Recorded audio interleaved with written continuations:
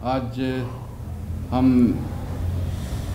पाकिस्तान के बहुत मुमताज़, बहुत नुमायाँ और बहुत इनफरादी शनाख्त रखने वाले अफ़साना-निगार और अफ़साने की तनकीद से वाबस्ता जनाब मिर्ज़ा हामिद बेग साहब का इस्तक़बाल करते हैं अपने रेख्ता के स्टूडियो में। हमारी खुशकिस्मती है कि वो आज हमारे दरमियान मौजूद हैं। मिर्ज़ा साहब, आपका इस्तक़बाल है जनाब वाला, बहुत मोहब्बत। और आप हिंदुस्तान में भी उतने ही मारूफ़ हैं जितने पाकिस्तान में हैं, और आपके काम से बेशतर लोग जो अदब से वाबस्तगी रखते हैं वो पूरी तरह वाकिफ़ हैं। आपकी बड़ी गहरी नज़र है अफ़साने पर, जो हिंदुस्तान पाकिस्तान दोनों जगह, और जिस तरह से इसका आगाज़ हुआ, हमारे जो असातीन हैं अफ़साने के, मंटो, बेदी और इस्मत और दूसरे लोग, उनके बाद जो नस्ल आई, तो एक बड़ा मारकतुलारा मज़मून आपका, जिसमें आपने अहद बेहद अफ़साने का मुताला किया है और तजज़िया किया है और उसकी तफ़सील, वो आपकी नज़र से गुज़रा, वो देखा मैंने। तो आज जो अफ़साना लिखा जा रहा है ख़ासतौर पर पाकिस्तान में, उसके बारे में किस तरह क्या सोचते हैं आप? देखिए, ये जो अफ़साना है पाकिस्तान में और भारत में, ये अफ़साना एक वक्त में तो जब तरक्की पसंद तहरीक चल रही थी, और तरक्की पसंद तहरीक से पहले रूमानी तहरीक चल रही थी, तो उसमें तो कोई ऐसा नहीं था कि ये इधर का लिखने वाला है उधर का लिखने वाला। तरक्की पसंद तहरीक का जिस वक्त आगाज़ हुआ तो बहुत से लिखने वाले जो थे वो उधर से चले इधर आ गए, बम्बे आ गए, इधर के उधर चले गए, और ये सारा सिलसिला चलता रहा। लेकिन एक बड़ी लाट जो थी और इम्पॉर्टेंट काम जो है, अहम काम, बड़े अफ़साना निगार तरक्की पसंद तहरीक ने हमें दिए। फिर एक वक्त आता है, यहाँ भेवड़ी कॉन्फ्रेंस हुई, उसके अंदर एक रणदेवे साहब थे, कामरेड, उन्होंने एक नज़रिया पेश किया, उनके साथ देवेंद्र इसर साहब भी थे, और एक तस्वीर छपी थी जो मैंने देखी। उस तस्वीर में कोई 5-7 लोग थे जिन्होंने कि भाई तरक्की पसंद तहरीक जो है, ये 49 की बात हो रही है कि तो इसमें कि तरक्की पसंद तहरीक जो है वो बाकायदा जो है फिर इसका एक कम्युनिस्ट तहरीक जैसे तरीके के साथ इसको आगे चलाना चाहिए, बसूरते में पार्टी लाइन से जोड़ने का। इसका एक रद्द अमल हुआ। इसके रद्द अमल के तौर पर जो एक अनअनाउंस्ड रद्द अमल था, इस अनअनाउंस्ड रद्द अमल के तौर के ऊपर वो जो एक तरक्की पसंद तहरीक थी उसके अंदर एक थोड़ी सी बिखराव की सूरत भी पैदा हुई।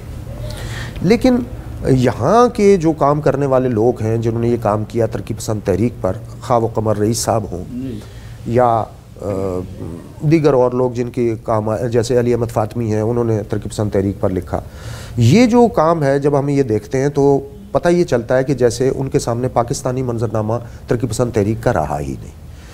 वहाँ क्या कुछ हुआ, अच्छा, और दूसरा ये कि इधर क्या कुछ हुआ, हमें कुछ पता नहीं था।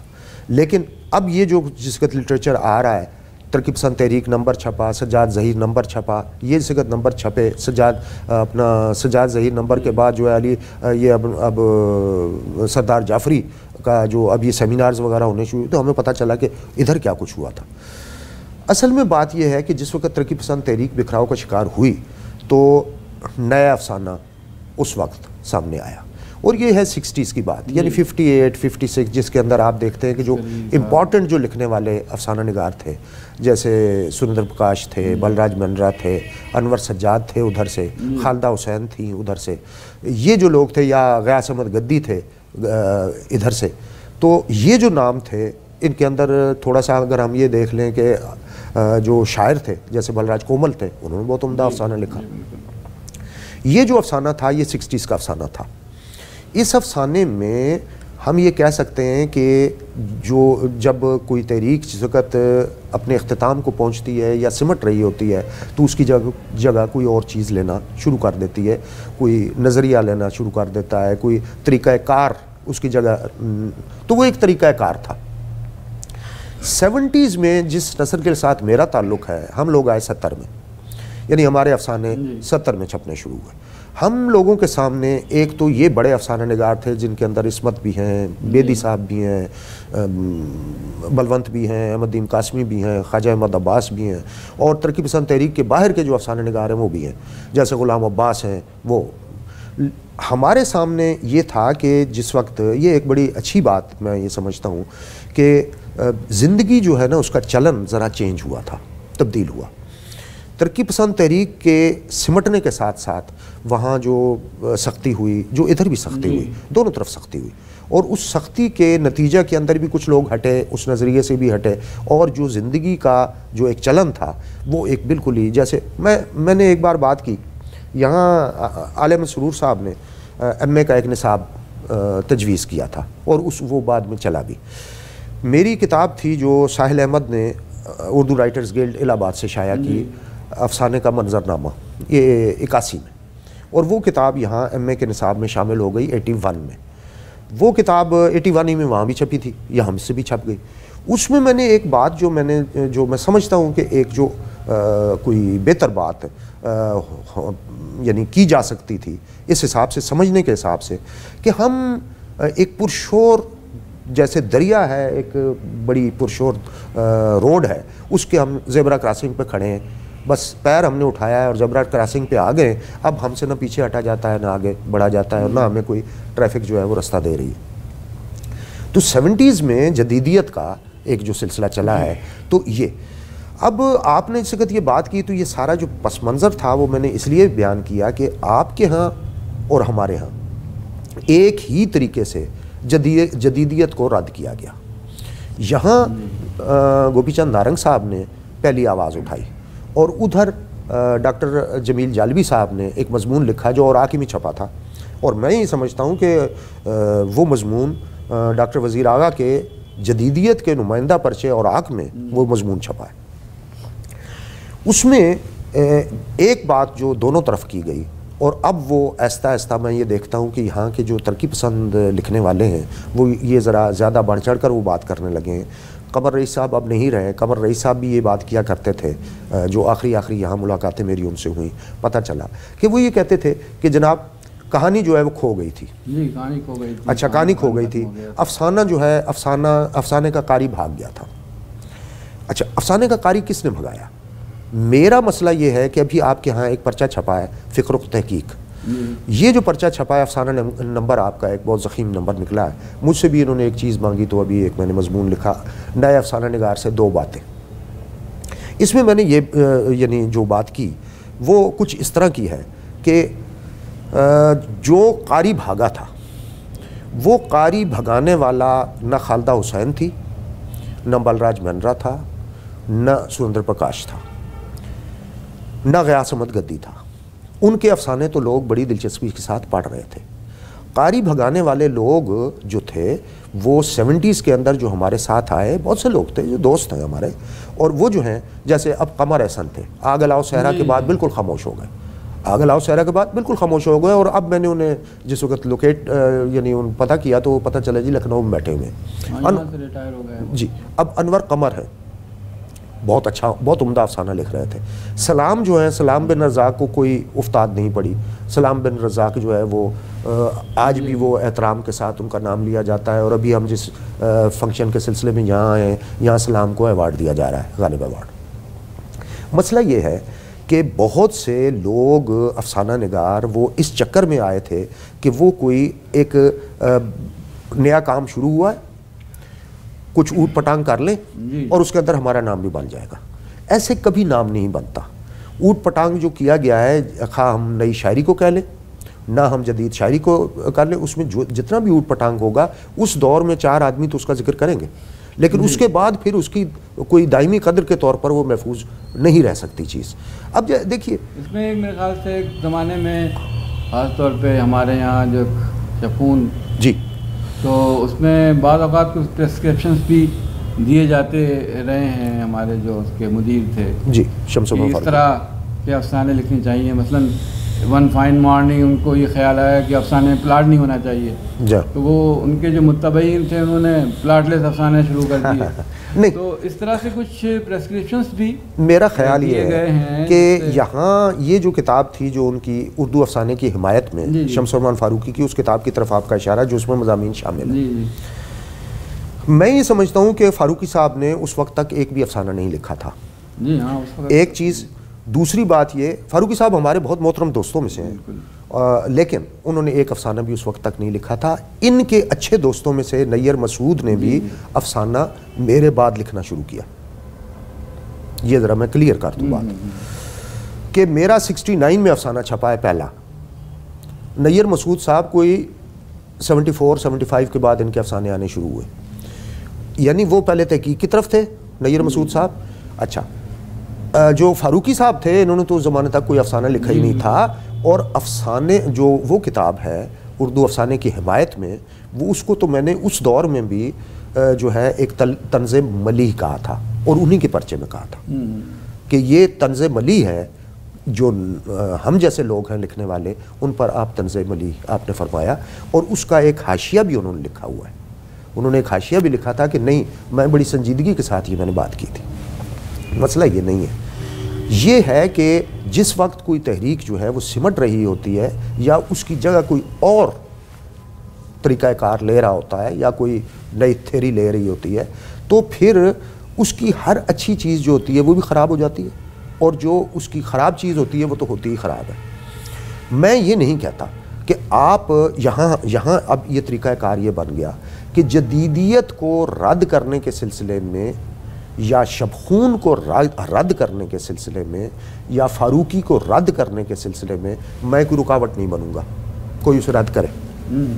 मसला ये नहीं, मसला ये है कि उसी शबखून में बहुत उम्दा अफसाने भी शाया हुए। ठीक है, इसी जदीदियत की तहरीक के अंदर 4 अफसाने मैंने भी लिखे, जिनकी वजह से 4 आदमी मुझे जानते हैं। ऑक्सफोर्ड के वालों ने मुझे छापा, कैम्ब्रिज वालों ने मुझे 10 साल तक जो है वो अपने जो निसाब की बुक्स हैं उसकी पूरी दुनिया में जो पढ़ाई जाती हैं उसमें मेरा एक अफसाना मुगल सराय, वो अफसाना भी शबखूनी में छपा था। मेनरा के जो अफसाने जो पेंगुइन वालों ने छापे, वो मेनरा के अफसाने भी इसी पर्चे में छपे थे। सुंदर प्रकाश जो इतना बेहतरीन लिखने वाला अफसाना निगार था, उसके अफसाने भी इसी पर्चे में छपे थे। अच्छा, अब ये है कि अगर हम किसी दिन अचानक वेरी फाइन मॉर्निंग हम कुछ तय कर लेते हैं एक बात कि आज इस चीज़ को रद्द करना है और कल इस चीज़ को हमने जो है इसकी हिमायत करनी है, ऐसा कभी भी अदब के मामलात में नहीं होता। गायकी में ऐसा नहीं होता, रक्स में ऐसा नहीं होता।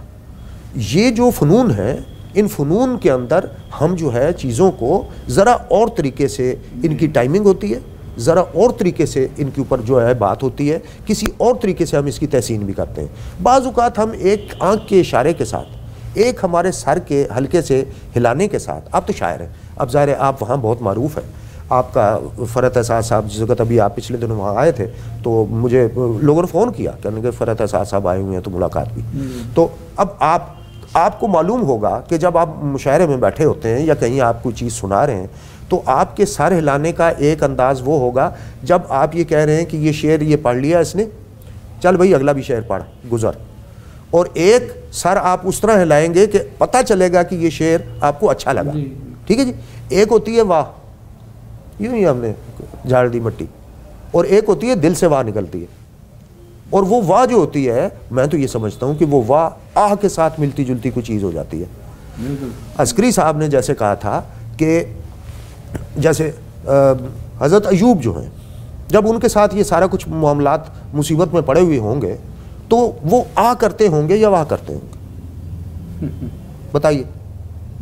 कीड़े पड़ गए, कीड़े नीचे गिर रहे हैं, ठीक है, अब वो उठा के अपने ज़ख्मों पर रखते जा रहे हैं, तो उस मौके पर क्या आ करते होंगे या वाह करते होंगे? मेरा तो ख्याल है आ और वाह की कोई मिली जुली सूरत होती होगी, क्योंकि वाह उस रब को के उसमें तस्लीम में अपने सर को खम करने के हिसाब से वो होगी। तो अब मामला ये है कि हमारे यहाँ बहुत से लोग आए, इंडिया में बहुत सारे लोग आए, जैसे इकराम बाग थे।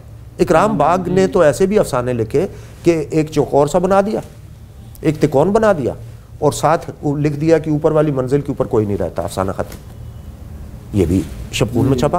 अच्छा, लेकिन एक बात और देखिए, लेकिन कि ये जो है ये काम आज ना इंडिया में कोई कर रहा है ना पाकिस्तान में कोई कर रहा है। देखें, दलेर जो होगा, बड़े दिल वाला जो होगा, वो गलत भी करेगा और बड़ा काम भी वो दलेर ही कर सकेगा। ये तो सही है ना। तो अब हमारे यहाँ लोग चले गए बयानिया की तरफ वापस, सादा बयानिया। जी जी। सादा बयानिया में से आप क्या निकाल लेंगे? उसमें से आप अफसाना तो नहीं बुन सकते। जो अफसाना बेदी साहब ने जो बयानिया लिखा, बेदी साहब का बयानिया आप देखें, वो सादा बयानिया नहीं है।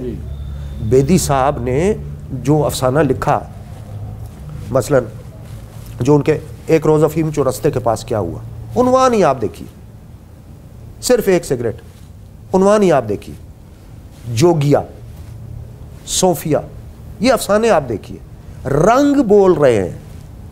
रंग किस तरीके से वो जो है ना, वो कि सोफिया जो है वो यानी जो कलर है ना वो चेंज हो रहे हैं और जैसे पूरी कायनात चेंज हो रही है।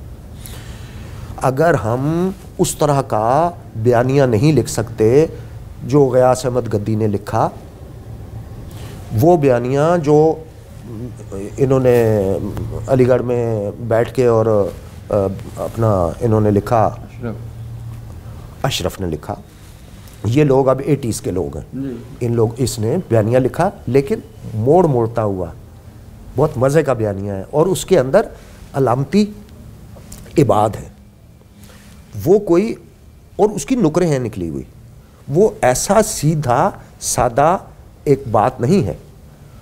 इसी तरीके से ये जो दिल्ली में आपके खालिद जावेद हैं, खालिद जावेद के मैंने जब पहली दफ़ा इनका अफसाना मैंने देखा, शबखूनी में देखा था कि पेट की तरफ मुड़े हुए घुटने, मैंने उसे पढ़ा, 2 बार पढ़ा, मैंने कहा यार ये तो हैरान कौन है। अच्छा, पढ़ा, उसके बाद मैंने नोट करना शुरू कर दिया, पढ़ना शुरू कर दिया। यहाँ इत्तेफाक से उन दिनों में आया और इसी गेस्ट हाउस में, आपके जवाहरलाल नेहरू गेस्ट हाउस में मैं ठहरा हुआ था जामिया के, कि वो रात को तशरीफ़ ले आए खालिद जावेद साहब और उनके साथ एक और उनके दोस्त थे अफसाना निगार, तो यहाँ जी हम रात को चाय भी ढूंढते रहे और चाय पीते भी रहे और बहुत मज़े की गुफ्तगू हुई। ठीक है, तो अब इसमें देखने की बात ये होती है कि जिसका हौसला होगा, जिसका जो दलेर होगा वो काम करेगा। ये मैं नहीं समझता, हमारे यहाँ ऐसा नहीं है बार-बार कि इंडिया में मैंने जो चीज़ नोट की है, ये मैंने एक बार पहले भी जो साथी एकेडमी की जो लिटरेरी सोसाइटी है आपकी, उसके अंदर बैठे हुए लिटरेरी फोरम में बैठ के मैंने एक बात की थी कि देखिए तख्लीक कार बड़ा होता है, तख्लीक कार मोहतरम है इसलिए कि तख्लीक मोहतरम है। तनकीद जो है, हम ये नहीं कहते कि नाकिदीन जो है उनका हम मज़ाक उड़ाएं, हम ये नहीं कहते, हम ये भी नहीं कहते कि नाकिदीन जो है वो उन्होंने कोई काम नहीं किया, नाकिदीन ने भी अच्छा काम किया, लेकिन देखें तख्लीक पहले, उसको तख्लीकार बड़ा है। नाकिद जो है वो नाकिद अगर उसका कोई मसलन, हमारे यहाँ मैं तो ये कहता हूँ कि हमारे यहाँ नाकिद जो है, क्या एफआर लेविस जैसा काम किया उसने? एलियट जैसा हमारा नाकिद है? हमारे यहाँ नाकिद शारे बना ही नहीं। देखें दुनिया के अंदर एफआर लेविस जो है, बड़े जो नाम हैं नाकिदीन के, वो तनकीद भी लिखते हैं, शरह भी करते हैं, शरह भी करते हैं, वो जहनों को भी बनाते हैं। जब वो जहनों को बनाते हैं, अगला जहन बनते चले जाते हैं। मैं ये बताऊं आपको कि मैंने अफसाने के साथ साथ तनकीद लिखी। जी बिल्कुल, बहुत अच्छी। जब उर्दू अफसाने के, अब ये उर्दू अफसाने की रिवायत जो मेरी किताब थी वो तो अब खैर भारत से भी आ गई, तो वो जो किताब है, या वो जो अफसाने का मंजरनामा जो मेरी किताब थी, या वो जो एक और बुक थी मेरी अफसाने के ऊपर जो है, तीसरी दुनिया का अफसाना मेरी किताब थी, वो मैंने क्या किया, अफसाना भी लिख रहा हूँ, नाकदीन के सवालों का जवाब भी दे रहा हूँ और साथ के साथ मैं जहन भी बना रहा हूँ। दोहरी मुश्किल में पड़ा हूँ। और ऐसे में भी कई मेरे दोस्त ऐसे होते थे, वो कहते थे फलाने मजमून में, फलानी गुफ्तगू में तुमने हमारा नाम नहीं लिया। अरे भाई मैं ही रह गया हूँ जो सबके नाम ले। अच्छा मैं तो कुछ ले रहा हूँ, मैं तो कुछ बात कर रहा हूँ, तुमने कितनी बात की? मैं तो ये सवाल भी मैं कहता हूँ, अपनी नस्ल से भी कहता हूँ, नई जो नस्ल है उसके साथ भी मैं, ये मुकालमा है मेरा कि हम बात को समझने समझाने वाला एक मामला भी होना चाहिए, एक किसी कहीं मुकालमा होना चाहिए कि हम बात को समझें। अगर आप सिर्फ सीधी कहानी आज लिख रहे हैं तो वो सीधी कहानी आप गुलाम अब्बास जैसी तो लिख नहीं सकते, उसके लिए तो बहुत गुलाम अब्बास होना चाहिए। और वैसी सीधी कहानी आप जो है वो आप हजर मसरूर जैसी सीधी कहानी नहीं लिख सकते, खदीजा मस्तूर जैसी आप सीधी कहानी नहीं लिख सकते। ना आपके पास ज़बान है, ना आपके पास जो है वो बयान करने का जो है कि अफसाना कैसे निट करें, बुने, वो तरीक़ाकार है। और हम ये कहें कि नहीं जी हमारा जिक्र कोई नहीं करता, या हमारा कोई जो है वो हमें हमारा नोटिस कोई नहीं लेता। नोटिस तो तब लिया जाएगा ना कि जब आप अपना नोटिस लेंगे। अपने यहाँ हम देखते हैं अभी कि ये सारा जो अशरफ आए उसके बाद के थोड़े दिनों के बाद ही खालिद जावेद और दूसरे लोग हमारे यहाँ, लेकिन अब मुझे कुछ दिनों से हम लोगों को ये महसूस हो रहा है कि बिल्कुल जो नौजवान हैं इस वक्त वो बिल्कुल कुछ नहीं, शायरी के मुकाबले में अफसाने की तरफ बहुत कम रुझान हो गया। और पहले तो ये होता था कि यूनिवर्सिटीज़ में दो एक नौजवान आ जाता था जो अफसाने की तरफ। नहीं, आपने तो ये इतनी उम्दा बात कर दी शायर होते हुए, आपने शायर होते हुए, क्योंकि आप नज़र तो ज़ाहिर अदब पर है ना। देखिए आपने ये जो अभी मुश्किल बताई कि अफसाने से लोग भाग गए। भाई पहले अफसाना तो लिखा जा रहा था, जी बिल्कुल, बहुत उसके अंदर ख़राब भी लिखा जा रहा था, अच्छा भी लिखा जा रहा था। अब लोगों ने जब ये इस तरह का सीधा साधा बयानिया लिखा, लोगों ने कहा यार ये क्या कर रहे हो। खुद उन्हें भी समझ आ गई कि हमसे कोई काम की बात तो हम कर नहीं रहे, इसलिए अफसाने की तरफ तो अब लोग आ ही नहीं रहे। यानी शायरी तो शायरी वाला जो मामला है वो तो चलो ख़राब है, अच्छा है, बुरा है, जैसा भी है वो आ तो रहे, वालों की तादाद हमेशा ज़्यादा, वो तो हमेशा ही ज़्यादा रहती। लेकिन अफसाने से लोग पहले तो कारी भागा था, अब इन नकादों ने अफसाना निगारों को भगा दिया। मैं तो ये चाहता हूँ कि देखें, दलेर बन के सूरत हाल का मुकाबला करें, काम करें। हालांकि जो सूरत हाल इस वक्त है सियासी और समाजी, कितने मौजूद इंसानों पर जो उस्ताद क्या बीत रही है, तो उसके लिए तो ज़्यादा से ज़्यादा लोगों को अफसाने को क्या लिखा जा सकता है बनाना चाहिए। मतलब ये जो है ये हमारे दौर में 70 में जब तक हम वो करते रहे, उसमें तो ये ज़िंदगी का चलन तो उस वक्त था ही नहीं। हम तो इन लोगों से कहते हैं कि भाई आपके घर में, आपके आसपास इतनी कहानियाँ आपके साथ चल रही हैं कि ज़रा से भी आप नज़र को मरकूज़ करें अपनी, तो पता नहीं कितनी चीज़ें आप सैकड़ों कहानियाँ साथ निकाल सकते हैं उसमें से। तो ये कहानियों के साथ साथ आपने तर्जुमे भी काफ़ी काम किया है, और बहुत वकी काम मैं समझता हूँ कि तर्जुमे की तारीख़ भी एक तरह से आपने उसको तदवीन देने की कोशिश की। और हमारे यहाँ ये जामिया जो है वो एक तरह से मरकज़ रहा है। ये जामिया जो पर्चा था ये आपके तर्जुमे के हिसाब से, मैं एक यहाँ PhD का काम हुआ था गालिबन या MPhil का, जो जामिया पर हुआ था। और मैं जब यहाँ 99 में आया था पहली बार, जनवरी 99 में, तो वो एक लड़की ने किया था, तो वो मुझे उसमें बुक भी अपनी प्रिंट हो गई थी। वो मैं देखकर हैरान होता था। देखिए ये जामिया ही था जिसमें 1935 में प्रेमचंद का कफन शाया हुआ था। बिल्कुल। प्रेमचंद का कफन तर्जुमे उस जमाने में तर्जुमे असल ज़बानों से, जर्मन से और फ्रांसीसी से, ये जामिया से, तो साला जामिया ने काम किया। फिर यहाँ पर जो डॉक्टर सैयद आबिद हुसैन और मुजीब साहब और दूसरे, ये तो बहुत बड़े मुतरजिम थे जो खुद डॉक्टर जाकिर हुसैन वो बहुत अच्छे, उन्होंने उर्दू को अपना जिस तरह से ज़रिए इज़हार बनाया इन्होंने।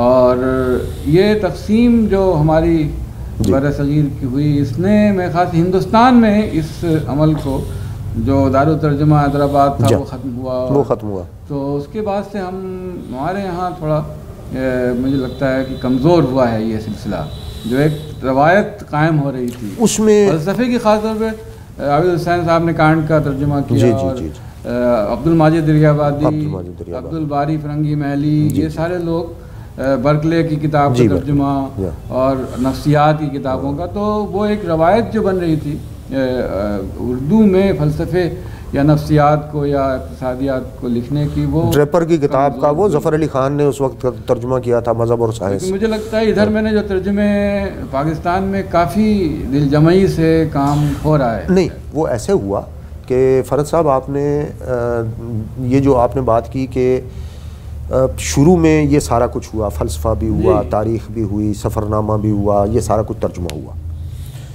हमारे यहाँ एक चीज़ और हुई जो इधर नहीं हुई। मौससा फ्रैंकलिन एक इदारा था। मौससा ये फ्रैंकलिन साहब जो हैं अमेरिकन एक, अच्छा उनके ऊपर बड़े बड़े एतराज़ात भी लगते रहे कि ये कोई अमेरिकन पॉलिसी को यहाँ और अमेरिकन तसल्लुत को या न्यू वर्ल्ड आर्डर को अदब के ज़रिए करने की कोशिश थी। ऐसा नहीं था, मैंने उसको बहुत तवज्जो से देखा है।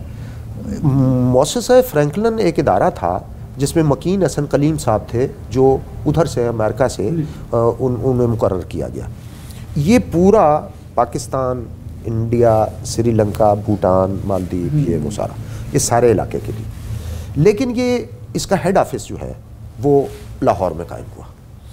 ये थोड़ी मुद्दत उनके काम करने के बाद फिर बहुत इंपॉर्टेंट आदमी आ गया इसमें, वो थे हामिद अली खान साहब, मौलाना हामिद अली खान, जो हुमायूं रसाले के एडिटर थे। अल हमरा भी एक रसाला उन्होंने निकाला था एक ज़माने में। तो हुमायूं के ये एडिटर और ये मौलाना ज़फ़र अली खान साहब के भाई थे छोटे।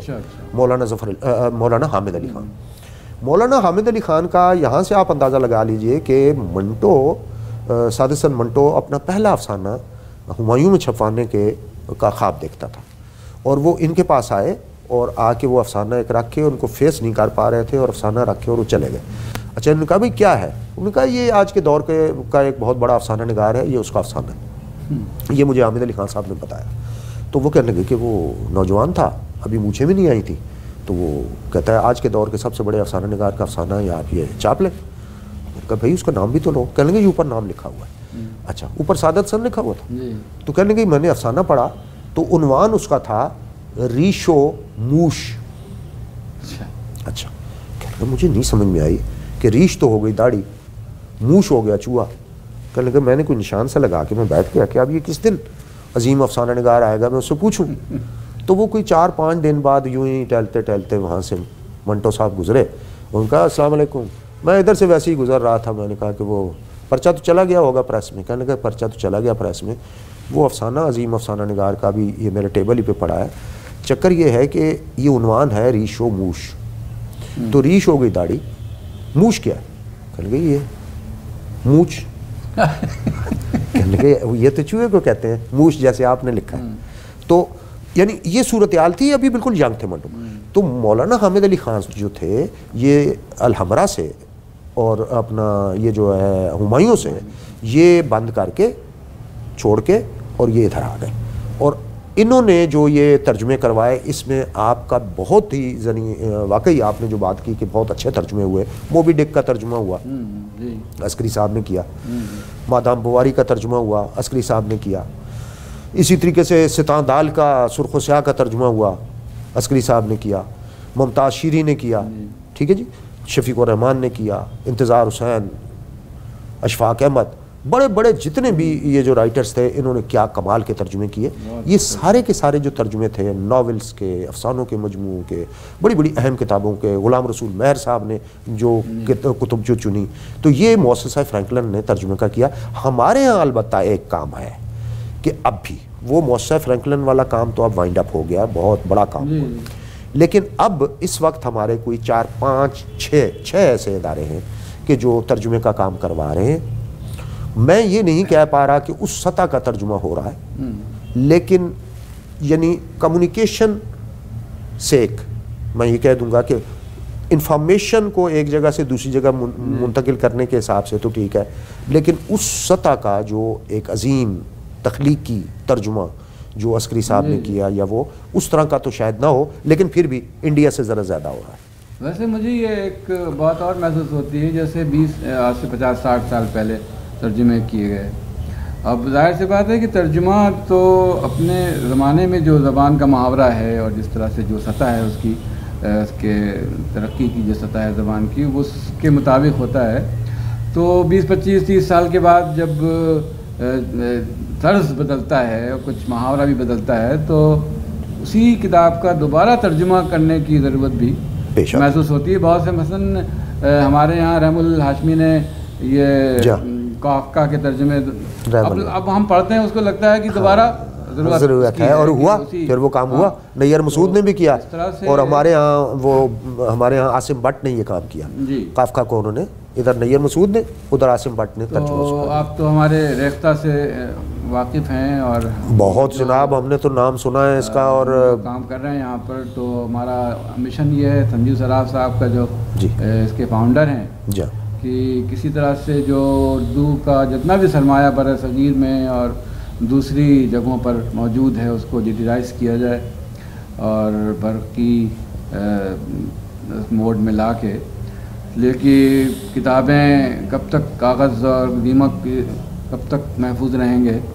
तो एक ऐसा है कि जितना शायरी और अदब का, अब तो अफसाना भी इसमें आ गया है और दूसरे उलूम भी आ गए हैं, तो हम चाहेंगे कि आप की सरगर्म वाबस्तगी इस इदारे के साथ। नहीं, रेख्ता तो मेरे लिए एक बड़ी हैरान कुन एक चीज़ थी, क्योंकि मैं तो उस नस्ल का आदमी हूँ कि अभी मैं ये जो नेट और ये वो इन चीज़ों का आदमी नहीं हूँ। मुझे तो एक मेरे बेटे ने, यूके वाले ने एक सेट करके दे दिया, टैब एक दे दिया उसने, मैं यूँ दबा देता हूँ तो वो खुल जाता है मेरा पेज, और थोड़ा बहुत मैं वो कर लेता हूँ। अभी मैं ईमेल नहीं कर सकता, ना मैं खुद पढ़ सकता हूँ। मेरा बेटा एक प्रोग्राम प्रोड्यूसर है PTV में, तो वो जो है वो मुझे कोई मदद करता है, ये जो तस्वीर वस्वीर मेरी कभी कोई लगा देता है, तो वो उसकी मेहरबानी है। बाकी लेकिन मैं जब से ये देख रहा हूँ कि इतना मैटर जो रेख्ता पर आप ले आए हैं, और ये एक मेरा तो ख्याल है इतनी बड़ी खिदमत है, ये बहुत बड़ी खिदमत है। ये उर्दू की जो इदारे, बड़े बड़े इदारे, वो खिदमत नहीं कर सके, जो पता नहीं कब से काम कर रहे थे और कैसे कर रहे थे।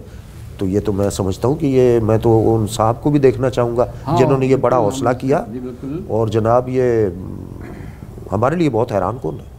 तो बहुत बहुत शुक्रिया हामिद बेग साहब, आप तशरीफ़ लाए और आपने इतनी कीमती ख्यालात का इजहार किया और अपनी मालूमात अफ़ज़ा गुफ्तगू की। फिर किसी और मौके से हम बहुत मोहब्बत, बहुत मोहब्बत।